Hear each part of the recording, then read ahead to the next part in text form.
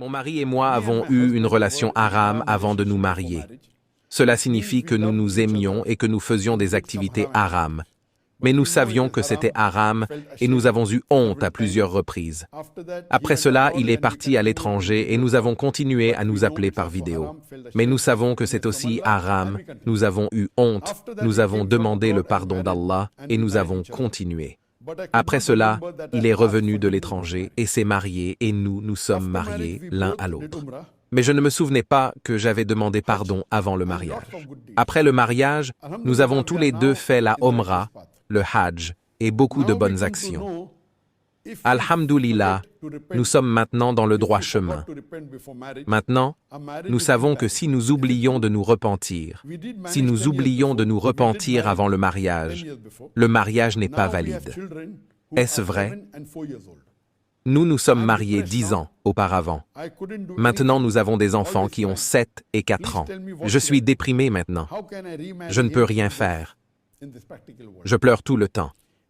Que dois-je faire, s'il vous plaît? Comment puis-je me remarier avec lui dans ce monde pratique? Si nous n'avons pas pu le faire, notre relation est-elle toujours considérée comme illégale? Qu'en est-il de nos bonnes actions et de ce que nous avons fait en tant que mari et femme? Veuillez me répondre, s'il vous plaît. En ce qui concerne les relations haram, interdites, si vous avez fait la fornication, qui est un grand péché, et que plus tard, le garçon et la fille se sont mariés l'un à l'autre, mais qu'avant de se marier, ils ont oublié de se repentir. Normalement, si vous vous repentez, inséparablement, vous ne serez plus en mesure de le faire. Normalement, si vous vous repentez, Inch'Allah, Allah pardonne, et vous vous mariez. Il n'y a pas de problème. Mais si vous avez oublié de vous repentir avant de vous marier, et que vous vous êtes marié, quelle est la règle? Si vous avez oublié de vous repentir et que vous avez fait la fornication avec le même garçon et la même fille, vous avez oublié de vous repentir et vous vous êtes marié. Quelle est la décision? La majorité des Fuqaha, l'imam Abu Hanifa, l'imam Malik et l'imam Shafi ont dit que si vous étiez un garçon et une fille qui forniquaient, puis ils se marient et ils ne demandent pas de repentir, ils comprennent qu'ils se sont repentis. Le mariage est donc valide, et les enfants sont également licites. Mais selon Ahmad ibn Hanbal, il dit que si vous oubliez de vous repentir, si vous êtes dans une relation haram, si vous avez fait zina, la fornication, et si vous oubliez de vous repentir avant de vous marier, alors le mariage est annulé. Il n'est pas valide.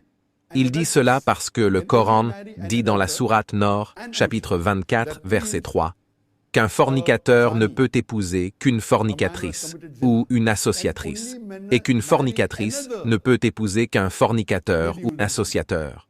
Cela signifie qu'un fornicateur, un homme qui a commis la fornication, ne peut épouser qu'une autre femme qui a commis la fornication ou une associatrice, et croyants ne peuvent pas les épouser et inversement. Sur cette base, Imam Ahmed bin Hanbal affirme qu'il est interdit à un musulman d'épouser une fornicatrice. Si le fornicateur se repent ou si la femme se repent, c'est légal. S'ils ne se repentent pas, le mariage est illicite parce qu'Allah termine le verset en disant qu'il est illicite pour les croyants. C'est pourquoi, selon l'école de pensée de Hanbali, c'est haram. Ce qu'il faut donc faire, c'est les marier à nouveau. C'est le point de vue de Cheikh Otemi et même de Cheikh Ahmad ibn Taymiyyah qui dit qu'à partir de ce verset du Coran, il est clair que les musulmans ne peuvent pas se marier avec des fornicatrices. Donc, s'ils se repentent, Allah pardonne, il n'y a pas de problème. Mais s'ils oublient de se repentir, la solution est qu'ils se marient à nouveau. En ce qui concerne les enfants qui sont là, les enfants seront attribués au père. Les enfants peuvent donc rester les vôtres.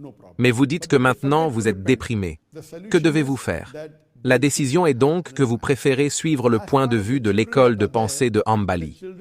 Ce que vous pouvez faire, c'est vous remarier avec le wali approprié, et vous n'avez pas besoin de dire au monde pourquoi vous vous remariez, pourquoi vous refaites le mariage.